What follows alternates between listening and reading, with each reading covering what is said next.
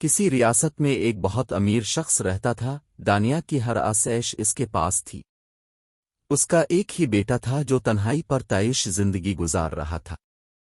کسی ریاست میں ایک بہت امیر شخص رہتا تھا۔ دنیا کی ہر آسائش اس کے پاس تھی۔ اس کا ایک ہی بیٹا تھا جو تنہائی پر تعیش زندگی گزار رہا تھا۔ ایک دن اس شخص نے سوچا کہ کسی طرح مجھے اپنے بیٹے کو اس بات کا احساس دلانا چاہیے کہ وہ کس قدر عیش و عشرت کی زندگی گزار رہا ہے۔ اس سے علم ہونا چاہیے کہ ہمارے معاشرے میں بہت سے غریب لوگ بھی رہتے ہیں اور وہ غربت میں کس طرح گزارا کرتے ہیں، تاکہ میرے بیٹے کو ان چیزوں کی قدر و قیمت کا احساس ہو جو اسے میسر ہیں، اور اس مال و دولت کی قدر ہو جو میں نے اسے دے رکھی ہے۔ یہی سوچ کر اس نے فیصلہ کیا کہ ایک وہ اپنے بیٹے کو کسی گاہ لے جائے گا اور وہ پورا دن کسی غریب کسان کے گھر گزاریں گے۔ وہ اپنے بیٹے کے ہمراہ اپنی ریاست کے چھوٹے سے گاہ میں پہنچا اور پورا دن وہ دونوں ایک کسان کے ساتھ رہے۔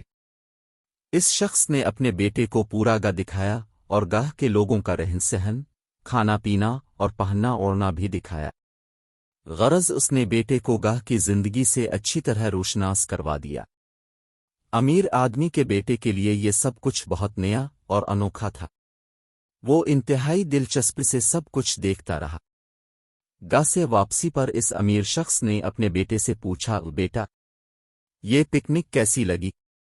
بہت اچھی، بیٹے نے جواب دیا۔ تم سے دیکھا کہ غریب لوگ کس طرح زندگی گزارتے ہیں؟ باپ نے پوچھا۔ جی ہاں، بیٹے نے مؤدبانہ لہجے میں جواب دیا۔ اور اس سے تم نے کیا سیکھا؟ باپ نے پوچھا۔ بیٹے نے کچھ دیر سوچ کر جواب دیا، میں نے دیکھا کہ ہمارے پاس گھر میں ایک کتا ہے اور ان کے پاس گاہ میں 4 کتے ہیں۔ ہمارے پاس ایک سوئمنگ پول ہے جو ہمارے گھر کی حدود میں ہے، جبکہ ان کے پاس دریا ہے، ندیاں ہیں جن کی کوئی حد ہی نہیں ہے۔ ہمارے پاس قیمتی بلب اور ٹیوب لائٹیں ہیں جو ہمارے گھر کے باغیچے کو رات میں روشن رکھتی ہیں، جبکہ وہاں گاؤں میں غریب لوگوں کے سروں پر چمکتے دمکتے ستارے ہیں جو اندھیرا ہوتے ہی خود بخود چمکنے لگتے ہیں۔ ہمارے گھر کا لان گھر کی دیوار کے ساتھ ختم ہو جاتا ہے اور ان کا لان وہ زمین ہے جو تاہن نگاہ پھیلی ہوئی ہے۔ بیٹے کا جواب سن کر باپ لاجواب ہو گیا۔ بیٹے نے اپنی بات جاری رکھتے ہوئے مزید کہا، بہت شکریہ ابا جان کہ آپ نے مجھے بتایا، دکھایا اور احساس دلایا کہ ہم کس قدر غریب ہیں۔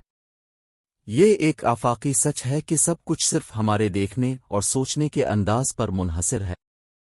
ایک مشہور کہاوت ہے، ہم چیزوں کو ویسے نہیں دیکھتے جیسی وہ ہوتی ہیں، بلکہ ویسا دیکھتے ہیں جیسے ہم ہوتے ہیں۔ ہماری زندگی ہماری سوچ پر منحصر ہے۔ ہم ہمیشہ اسی طرح زندگی گزارتے ہیں جس طرح کی ہماری سوچ ہے۔